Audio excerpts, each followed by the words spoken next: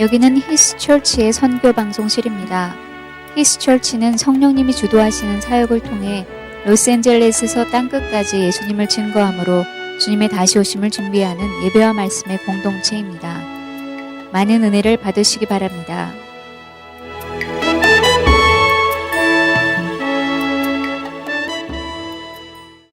하나님 아버지의 말씀 같이 읽고 말씀을 나누도록 하겠습니다. 이 말씀은 이사야서 6장 1절부터 8절까지의 말씀입니다. 저와 여러분이 한 절씩 교독을 하도록 하겠습니다. 이사야서 6장 1절부터 8절까지 저와 여러분이 한 절씩 교독합니다. 우시야 왕이 죽던 해에 내가 본즉 주께서 높이 들린 보좌에 앉으셨는데 그의 옷자락은 성전에 가득하였고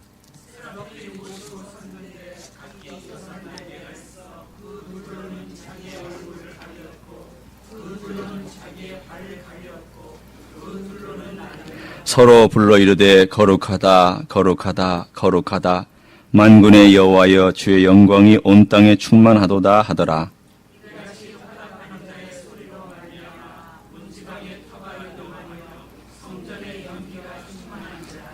그때에 내가 말하되 화로다 나여 망하게 되었도다. 나의 입술이 부정한 사람이요 나는 입술이 부정한 백성 중에 거주하면서 만군의 여호와이신 왕을 배웠음이로다 하였더라.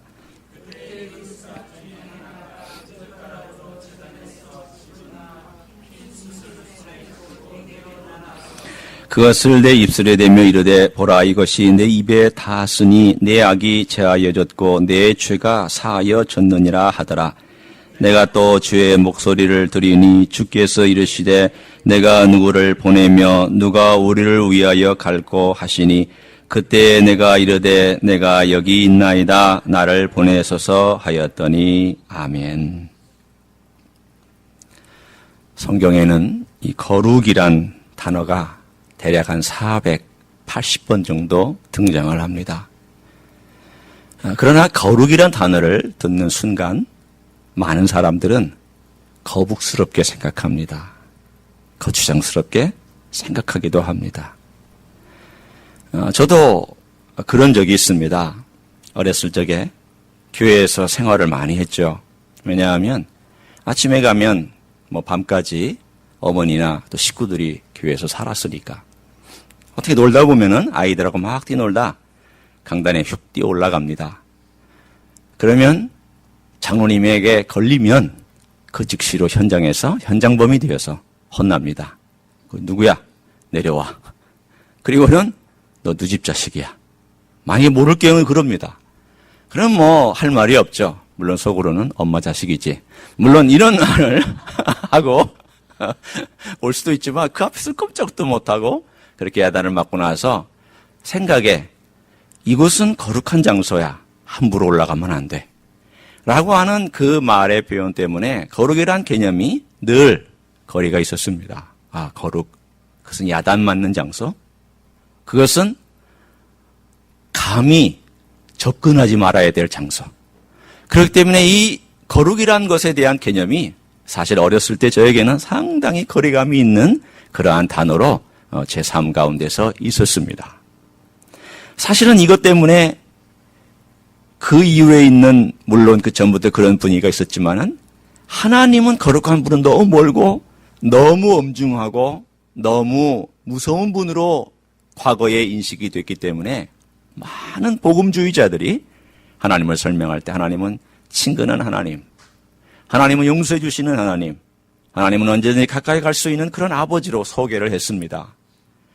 복음주의에서는 이 부분을 많이 강조했습니다. 그래서 주일날 자유함을 많이 주었고 우리의 삶 속에서 어떤 종교적인 의무로부터 벗어날 수 있도록 신학적인 배경들을 많이 설명을 해줬습니다. 주일날 장에 가도 괜찮다. 네가 하나님 아버지 앞에서 하나님을 즐길 수만 있다면 또 너는 주일날 이거 해도 괜찮다. 예를 드는 겁니다. 그런 것들을 복음주의 라인에서 많이 설명을 하면서 결국은 하나님을 어느 쪽으로 끌고 갔는가 하면 엄하신 하나님으로 이미지로부터 뭐든지 자유를 주시는 하나님으로 마치 시계추가 이쪽에 있다가 다시 한번 이쪽으로 옮겨가는 그러한 일들을 대부분의 복음주의에 있는 교회들에서 많이 했습니다. 그래서 하나님의 이미지를 생각할 때 친근한 하나님으로 설명을 했지만 오냐오냐 하는 하나님, 어떻게 죄를 져도 금방 용서해 주시는 하나님, 인간이 무언가 자기 마음대로 해도 그래, 내가 너에게 준 것이 자유다, 내가 너에게 마음껏 인생을 살도록 해줬다라고 하는 그 면이 너무 강조된 나머지 하나님의 가장 핵심적인 부분들을 우리가 놓치고 지난 세월을 살아왔다는 생각을 하게 되었습니다. 저조차 그렇습니다. 나는 거룩에 대한 개념이 너무 부담스러웠기 때문에 이 부담스러운 거룩의 개념을 벗어나기 위해서 친근한 하나님을 찾았습니다. 발견했습니다. 그러나 친근한 하나님의 이미지를 발견한 다음에 내가 가만히 놓고 생각하니까 내가 과연 하나님 그분을 정말 두려워하며 그분을 경외하며 내가 지금까지 살아왔던가, 이런 생각이 저에게 들어오는 것입니다. 아니, 거룩은 좋은 거지만 내가 이 거룩을 잘못 알았기 때문에 잘못된 이미지가 내 신앙을 형성했고, 또 다른 쪽의 극단으로 가서 그것이 내 신앙의 이미지를 형성한 다음, 나에게는 균형이 필요하다라는 생각을 갖게 되었습니다. 오늘 이 본문은 바로 그 균형을 잡아주는 데 핵심적인 역할을 하는 본문입니다. 오늘 여러분과 함께 제가 보려고 하는 이 이야기는 이사야서 6장에 있습니다. 왜 6장이라고 제가 얘기를 하는가 하면 분명히 이 사건은 이사야서 1장에 있어야 됩니다. 왜? 이사야가 부름받은 장면처럼 여겨지니까. 하나님 말씀합니다. 누가 우리를 위해서 가겠느냐? 그랬더니 이사야가 뒷부분에 가서 얘기를 합니다. 하나님, 제가 여기 있습니다. 저를 보내주십시오. 그렇게 자원을 합니다. 그렇다면 이건 분명히 콜링에 관련된 이야기 같은데 어떻게 6장에 나오냐 말이죠. 그 이야기는 그가 1장, 2장, 3장, 4장, 5장까지 선지 사역을 이미 해왔던 어느 한 중간에 하나님을 다시 발견하는 이 사건을 통해서 그의 사역이 새로운 장으로 연결되고 있는 것을, 바로 트랜지션, 새로운 변환의 시점에 그가 놓여져 있는 것을 우리에게 말씀합니다. 우리 신앙에도 하나님을 재발견할 때가 있습니다. 내가 알아왔던 하나님의 이미지, 내가 이 부분을 너무 놓치고 있었구나, 내가 이 부분을 너무 간과했구나 라고 하는 그때가 있습니다. 아마도 이사야에게도 그런 시점이었을 겁니다. 그때가 어느 때였냐? 우시야 왕이 죽던 해였습니다. 우시야는 어떤 사람이었습니까? 이 사람은 52년을 왕위에서 다스렸습니다. 다윗보다도 오래, 솔로몬보다도 더 오래 왕위에 있었던 사람입니다. 잘 다스렸습니다. 유다 왕으로서 훌륭했습니다. 많은 사람들이 박수를 쳐줬습니다. 야, 다윗 왕 버금가는 아주 훌륭한 왕이 다윗의 자손 가운데 나타났다고. 이제 비록 왕국은 반으로 잘려져 있지만 이 유다 왕국이 이렇게 번성하면 얼마나 멋있겠느냐고 사람들이 칭찬하고, 또 이사야도 그것 때문에 마음이 흐뭇했습니다. 하나님께서 우리 유다를 축복해 주셔서 이 귀한 선한 왕, 성군을 주셨구나. 기대가 컸습니다. 어느 날이었습니다. 우시야가 그의 통치에 말년이 되었던 어느 해, 갑자기 마음 가운데서 이런 생각이 든 것입니다. 나도 제사장들처럼 향단을 피울 수 있지 않을까?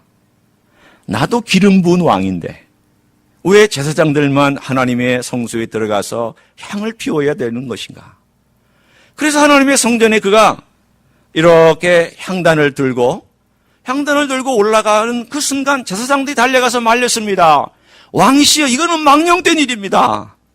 이건 하나님께서 금했습니다. 이거는 제사장들만이 하라고 하나님이 명령하신 건데 왕이 어떻게 이럴 수 있습니까? 그랬더니 물이 너무 많이 흘러버렸어요. 이 아래로. 그랬더니 이 우시야 왕이 화를 냈습니다. 그때 돌이켜야 되는데 돌이키지도 아니하고 제사장들에게 화를 했어요. 너희들이 무언데 감히 나에게 이래라 저래라 하는 거냐? 라고 하는 순간 문둥병이 그의 온몸에 확 번져서 하나님의 심판을 받고 쫓겨나서 그의 마지막 말년에 문둥병으로 결국 죽어서 왕들이 묻히는 그 왕의 가장 그 귀한 자리에 묻히지도 못하고 떨어져서 묻히는 수모를 당했습니다. 이사야는 마음이 참담했습니다.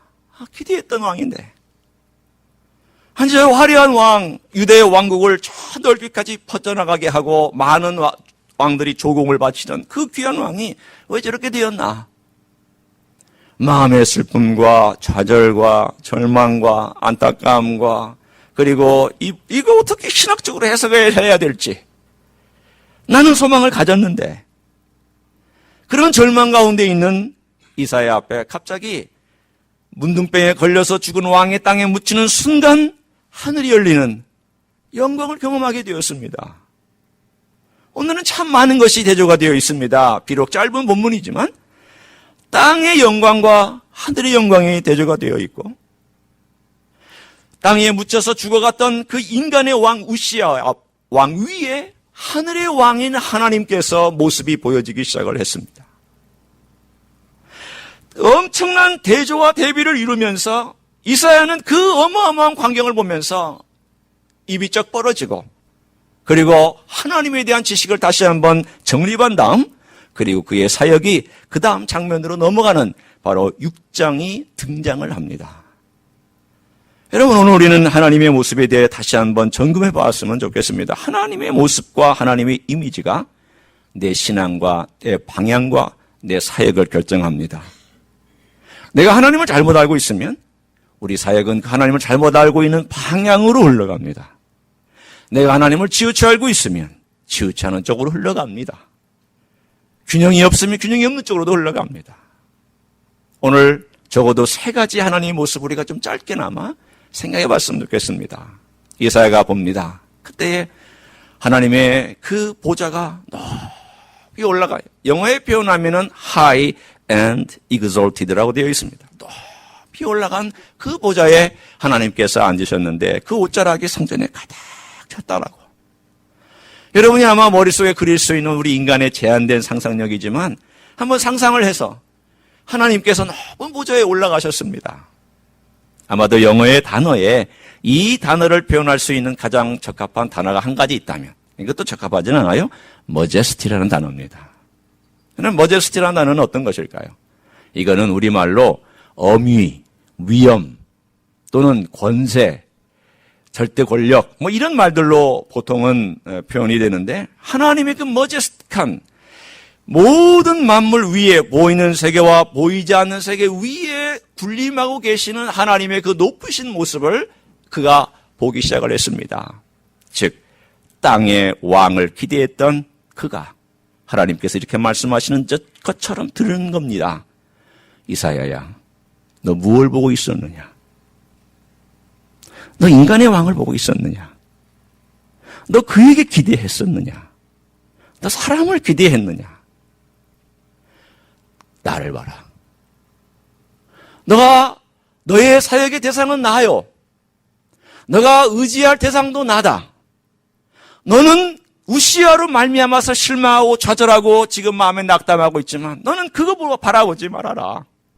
이 모든 존재 위에 계시는 하나님 가장 높은 곳에서 영광 가운데 이 모든 땅을 통치하고 있는 하나님 왕, 하늘의 왕, 땅의 왕, 모든 보이는 세계의 왕, 보이지 않는 세계의 왕인 나를 바라보라고 하나님께서 말씀하고 있습니다. 이건 이미지 속에서 말씀하고 있으신 겁니다. 이건 하나님의 위치고 지위입니다. 이 위치 앞에 우리는 낮은 땅 위에 있습니다. 여러분 죄송합니다. 우리는 땅 위에 있는 존재입니다. 땅 위에 있는 존재이기 때문에 하늘의 왕에 대하여서 우리가 할 수 있는 유일한 것은 예배밖에 없습니다. 경배밖에 없습니다. 인정해 드리는 것밖에 없습니다. 일 아닙니다. 우리의 재능 아닙니다. 우리의 똑똑함도 아닙니다. 우리의 화려함도 아닙니다. 유일한 것은 높으신 하나님, 이 땅에서 제가 하나님께 경배합니다. 두 번째로 하나님의 어떤 모습이 보여지는가 하면 이 천사들이 스랍들이 날면서 홀리 홀리 홀리라고 하는 거룩하다 거룩하다 거룩하다라고 하는 이 말씀을 3마디의 말을 반복하면서 합니다. 거룩이란 개념은 어렵지만 아주 간단하게 우리가 이렇게 한번 설명을 해보죠. 거룩이란 분리됐다. 뭐로부터 분리됐을까요? 하나님은 죄, 악함, 오염된 거, 부정한 거, 냄새나는 거, 부패한 거로부터 분리된 존재십니다. 여러분이 거룩이라는 단어를 생각할 때 제 손을 좀 생각해 보세요. 이렇게 예를 들면 이렇게 두 손이 있는데 분리됐다는 말은 뭐냐면 이렇게 오른손과 왼손이 분리되어 있어요. 이게 하나님이시고 이게 인간이 살고 있는 세속이라고 따진다면 이 세속은 오염되고 죄가 많이 있잖아요. 하나님의 거룩의 개념은 뭐냐면 분리되어 있는 거예요. 그분은 죄가 묻을 수가 없거니와 그분은 접근할 수 없는 분리된 존재예요. 또 하나는 이 손을 보세요. 차원이 다르다라는 거예요. 그분은 거룩한 존재요. 그분의 존재 양식이 우리와 다르기 때문에 우리가 이해하는 폭이 너무 좁아요. 하나님이 하나님을 설명한들 우리가 뭘 이해할 수 있겠어요? 사실은 제가 제일 답답한 것 중에 하나가 뭐냐면 하나님의 세계를 하나님의 음성을 좀 듣고 싶은데 죄송합니다. 제가 그걸 이해를 못하니. 아니 하나님 66권의 성경 말씀도 제가 제대로 이해하지 못하고 66권에 진행되는 그 깊이도 제가 알지를 못하는데 하나님이 하나님의 언어로 저에게 얘기하면 저 깡통입니다. 저 아무것도 모릅니다. 제가 뭘 이해할 수 있겠습니까? 아니 제가 우리 집에 조그만한 강아지 한 마리가 있는데 알아들어요. 꼬비나 밥 먹자. 이 말 알아들어요. 그 아이의 수준은 꼬비나 밥 먹자예요. 나머지는요. 못 알아들어요. 뭘 해도 못 알아들어요. 볼 때마다 제가 그 생각을 합니다. 하나님 아버지 앞에 내 수준은 저 수준이다. 하나님의 그 어미로우신 영광과 그 차원이 높은 그 거룩한 너무 차원이 달라서 내 차원에서 이해할 수 있는 수준은 겨우 이 정도. 밥 먹자 그 수준. 하나님에 비하면 그게 거룩이에요. 또 하나는 너무 깨끗해서 완전한 너무 깨끗해서 완전한 그게 거룩이에요. 그분에게는 부정이 없고 그분에게는 흠이 없고 그분에게는 도덕적인 결함이 없다라고 하는 그것이 거룩이에요. 여러분 거룩을 생각할 때마다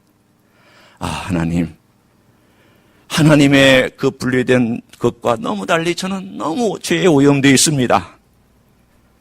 하나님의 그 차원이 높은 것과는 달리 저는 너무 차원이 낮은 인생입니다. 하나님의 완벽한 깨끗함과 정결함 앞에서 저는 너무나도 흠이 많은 인생입니다. 그게 거룩과 거룩하지 않은 우리 인생의 하신 하나님과 그렇지 않은 인생의 차이점입니다. 손만 생각하시면 돼요. 분리됐다는 말과 차원이 높다는 말과 완벽한 깨끗함이란 말로 이 거룩이구나. 그 거룩 앞에 천사들도 감히 하나님을 마주 대하지 못해서 두 날개로는 그 자기의 얼굴을 가리고 두 또 날개로는 자기의 발을 가리고 그 나머지 가운데 있는 날개로 날면서 하나님을 찬양하고 있는 거예요. 왜요? 죄 짓지 아니하는 천사라 할지라도 하나님의 거룩한 그 빛 앞에서 감당이 안 되는 거예요. 너무 빛나고 너무 확실한 그 영광 앞에 오늘 이 세 번째 개념은 뭐냐면 그 영광이라는 개념이에요. 오늘 본문의 3절에 보면은 서로 불러 이르되 거룩하다 거룩하다 거룩하다 만군의 여호와여 그의 영광이 온 땅에 충만하도다 라고 나와 있습니다. 첫 번째 우리가 봤던 것이 높이 올리신 하나님의 어미하심, 두 번째는 그분의 거룩하심, 속성이요. 세 번째 영광은 뭘 의미하는 거냐?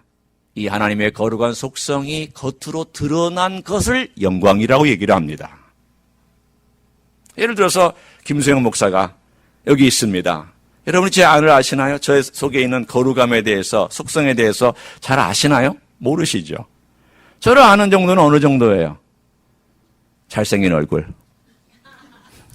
이 정도 여러분이 알아요. 이게 영광이에요. 쉽게 얘기하면. 이게 겉으로 드러나게 이게 영광이라는 거예요. 여러분, 물론 잘생긴 건 항상 주관적이기 때문에 오해하지 마세요.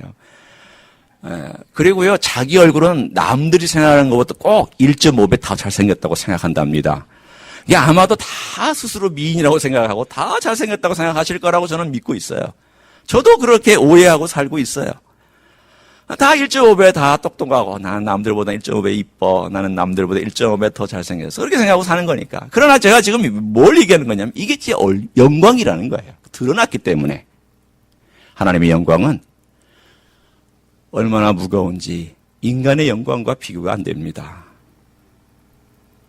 그 드러나는 하나님의 것, 그 드러나는 빛으로 드러나기도 하고 흰색으로 드러나기도 하고 찬란한 영광으로 드러나기도 하고 우리가 말한 어떤 묵직함 때문에 감히 우리와 비교가 안 되는 것으로 드러나기로 한 그 영광이라고 하는 단어가 하나님을 묘사하는 세 번째 단어입니다. 오늘 그 앞에서 천사도 감당을 못하고 있습니다. 오늘 그것을 보았던 이사야가 그것을 보는 순간부터 하나님의 놀라운 역사를 경험하고 그가 새로운 사역으로 들어가기를 시작을 합니다. 오늘 저는 이 천사가 가졌던 자세와 그리고 또 이사야가 가졌던 그 자세를 보면서 오늘 제가 먼저 하나님 아버지 앞에 여러분과 나누고 싶은 그러한 이야기가 있습니다. 그건 뭐냐면 하나님을 제대로 알자 그 인생이 제대로 살기 시작했다는 이야기예요. 야곱이 있었습니다. 저는 야곱의 이야기를 여러분과 함께 좀 나눴던 적이 있었어요. 야곱이 한 65세가 되어서 자기 형의 낯을 피해서 도망갔습니다. 65세에 도망가려니 참 얼마나 처량합니까? 가정도 이루지 못하고 65세에 가정도 이루지 못했고 65세에 팥죽 한 그릇에 장자를 사긴 샀지만 형의 그 낯을 같은 65세인데 형은 가정도 이루었죠. 일가를 이루었죠. 사냥도 잘하죠. 잘생겼죠. 똑똑하죠. 키도 크죠. 멋지죠. 모든 면에서 사람들이 볼 때에 야, 에서는 히로야. 요셉은 쪼잔해. 요셉은 집안에서만 뒹굴뒹굴거리는 집안 퉁수야. 이런 얘기를 듣고 있는 그가 하나님의 은혜를 사모하는 가운데 어떻게든지 저걸 내가 좀 가져야 되겠다. 나도 좀 축복을 받아야 되지 않을까. 그래서 속여서 축복을 쟁취하는 데까지는 성공했지만 그 에서의 분노 때문에 도망을 갔어야 되는 그 순간 베들에서 잠을 자고 있는데 갑자기 하늘이 열렸어요. 천사가 오르락내락 가는 영광을 보고 하나님이 거기 계신 것을 멀찌감치 아마 희미하게 보았던 것 같아요. 그때 하나님의 음성을 듣습니다. 그리고 나서 야곱이 이 얘기를 합니다. 하나님, 제가 여기 안전하게 축복받고 돌아오면 하나님께 여기에서 11조를 바치고 기름 붓고 제단을 쌓겠습니다. 여러분, 창세기 28장의 사건은 여러분이 아마 그 사이사이 좀 읽어보시고 저도 느끼는 동일한 감정이 뭐냐면 야곱이 하나님과 딜하고 있구나. 어느 정도는 딜하고 있구나. 나를 여기에 돌아오게 하시면 하나님이 나를 축복해 주시면 이걸 뭐라고 우리가 요약할 수 있을까요? 하나님도 나를 축복해 줄 수 있구나 정도 아닐까요? 하나님은 어떤 놀라운 일들을 행할 수 있는 그런 분일 수도 있겠구나라고 하는 아마 하나님도라고 하는 데서부터 조금 더 깊은 정도일 수도 있고 거기에 머물 수도 있지만 여전히 그의 신앙은 아직은 깊이 하나님의 신앙으로 들어가지 못한 입문으로 들어가기 시작한 첫 번째 출발이 창세기 28장이라고 생각할 수 있습니다. 그리고 나서 시간이 20년이 흐릅니다.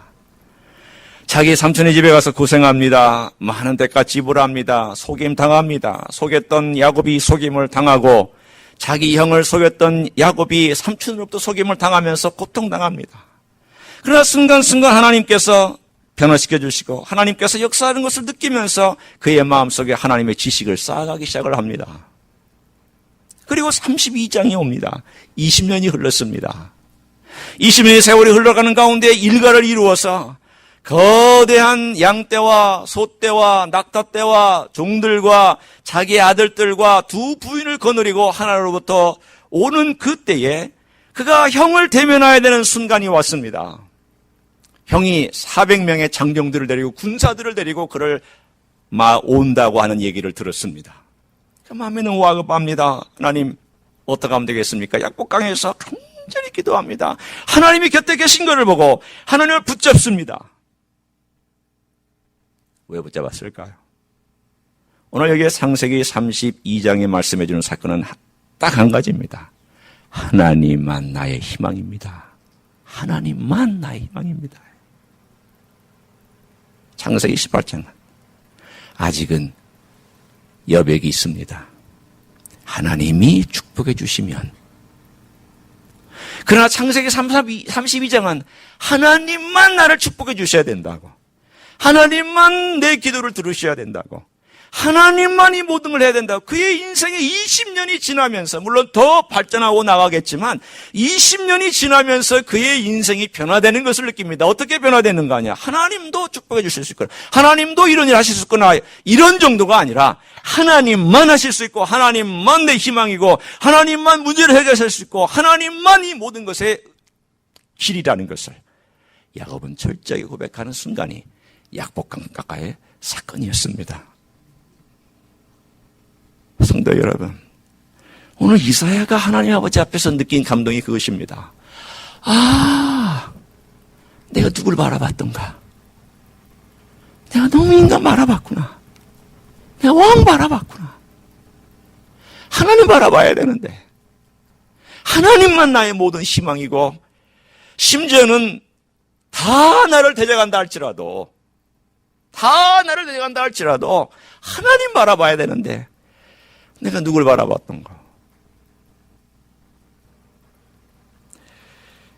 제가 2014년 12월 16일 날 썼던 기도문이 하나 있습니다. 양해하고 여러분이 들어주세요. 여러분이 설교한 사람의 기도문은 안 들을 수도 없어요.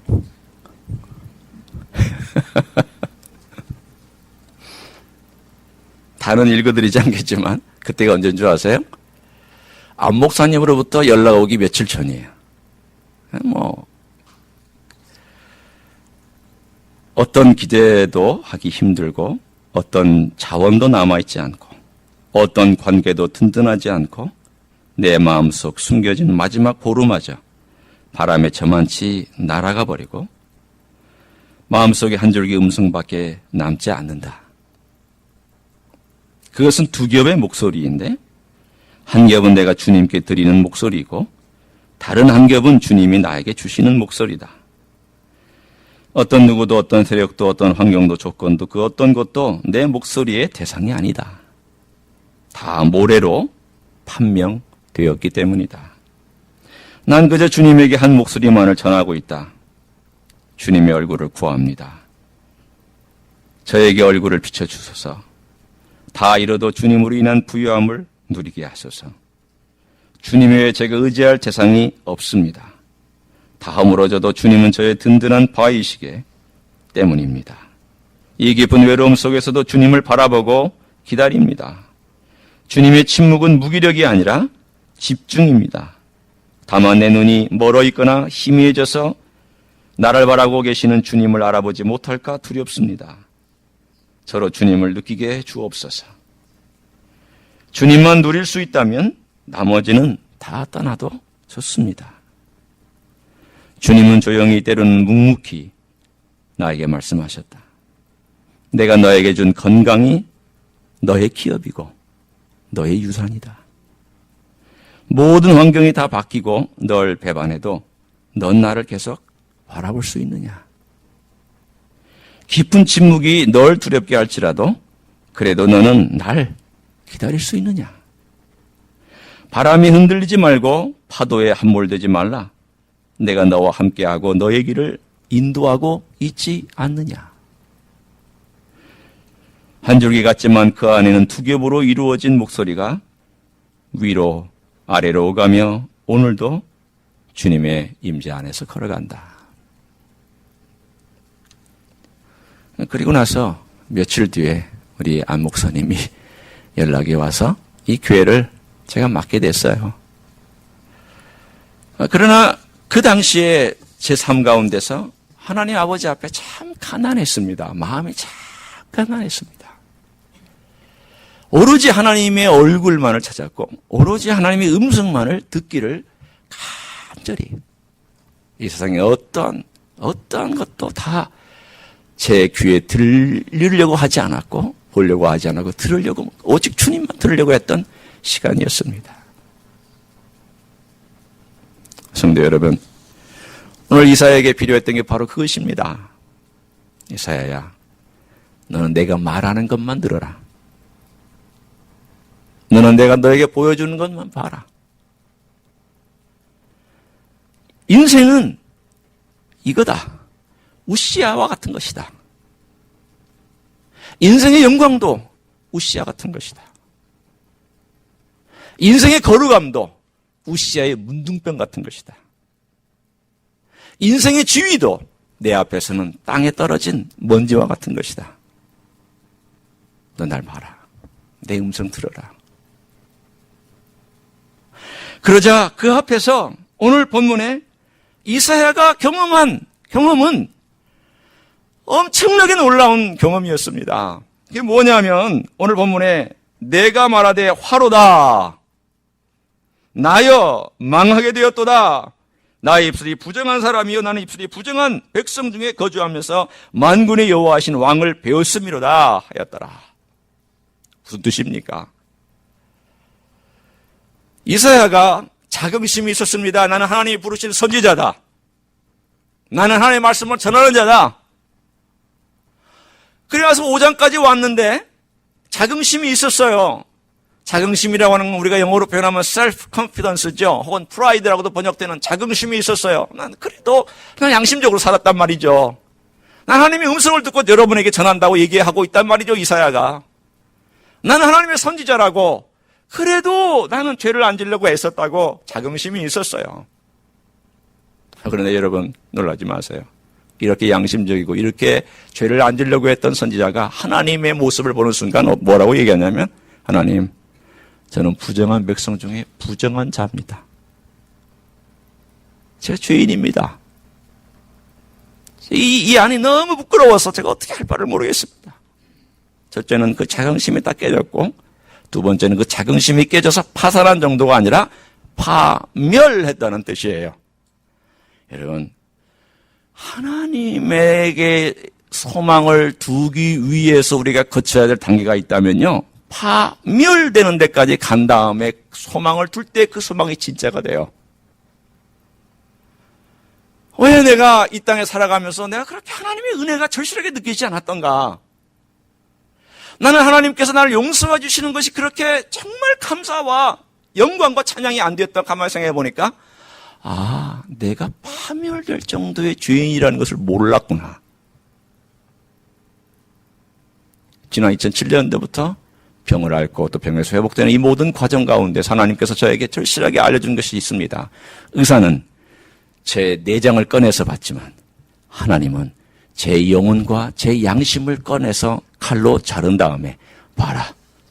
너 네 속 봐라. 이 속에 얼마나 네 속에 부정한 게 있느냐. 이 속에 얼마나 네 간사한 게 있느냐. 이 속에 얼마나 네 인생 가운데 내 앞에서 변명하는 게 있느냐. 너 봐라.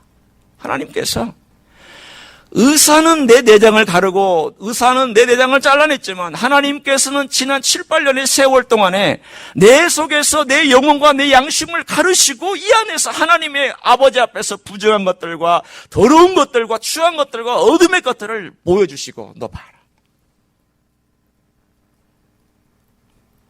그러고 나니까 하나님 아버지 앞에 주님 제가 죄인입니다. 죄인입니다. 죄인입니다. 주님에는 제가 다른 소망이 없습니다. 주님 저를 도와주십시오. 여러분, 난 변할 게 없다라고 생각하는 사람은요, 소망이 없어요. 난 죄인, 그래 큰 죄인이냐, 큰 죄 진 거 없다라고 생각하면 그렇죠.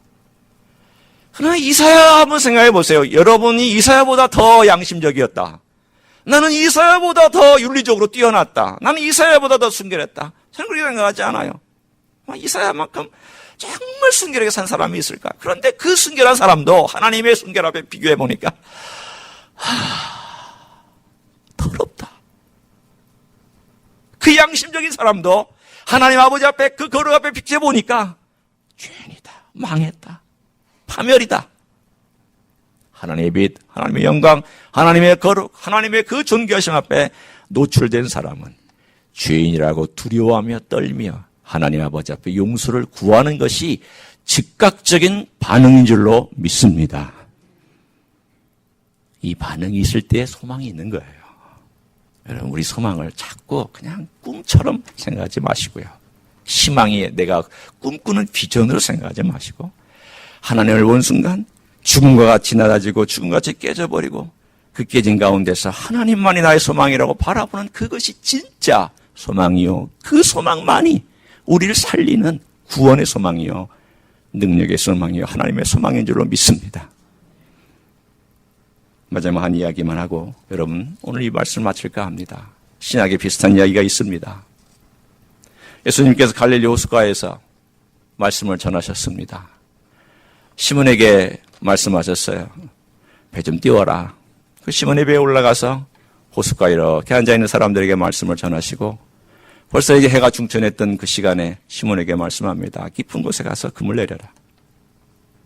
말도 안 되는 이야기죠.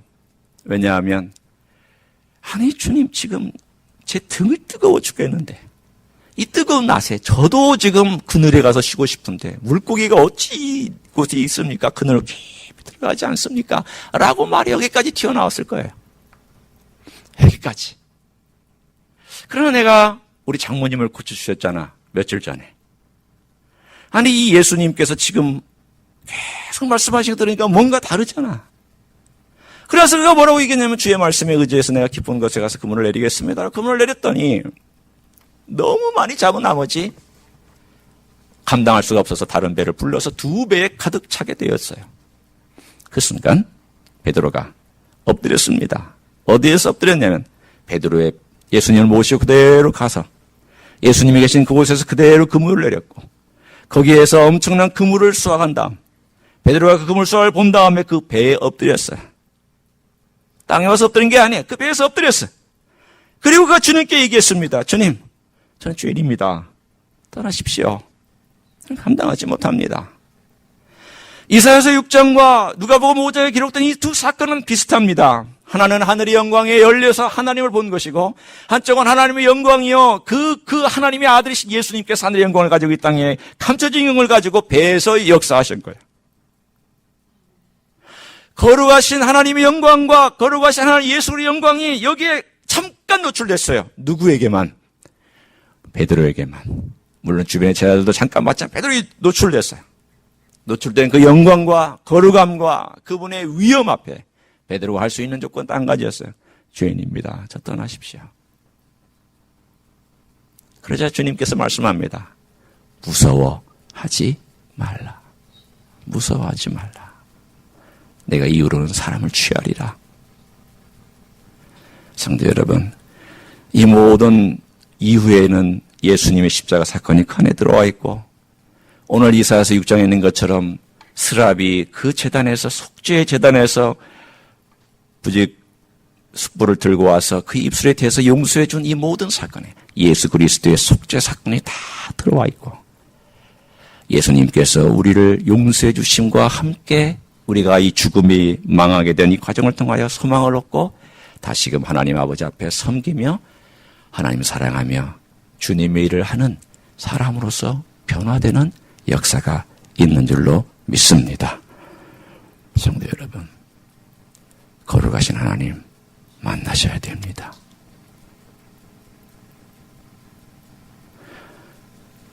사랑도 거룩에서 출발해요. 공의도 거룩에서 출발해요. 관계도 거룩에서 출발해요. 사랑 속에 거룩이 빠지면 사랑 헛것이에요. 공의 가운데 거룩이 빠지면 헛것이에요. 관계 가운데 거룩 빠지면 헛것이에요. 하나님의 가장 기본적인 성품은 거룩이에요. 이 거룩을 너무 멀리 생각하지 마시고요. 아, 하나님이 여기 계신구나. 그렇지만 그 거룩 앞에 내 모습은 이렇구나. 그렇지만 또 그 소음 해결되는 것도 하나님께 있구나. 나는 해결 방법도 없고 나는 이런 정도밖에 안 되지만 하나님이 해결하시는구나. 예수님이 해결하시는구나. 이렇게 느끼고 두려움 속에서 하나님을 섬기고 하나님을 가까이 모시고 늘 하나님으로부터 소망을 얻으며 승리하며 걸어가는 여러분 되시기를 예수님의 이름으로 간절히 축원합니다. 기도하시겠습니다.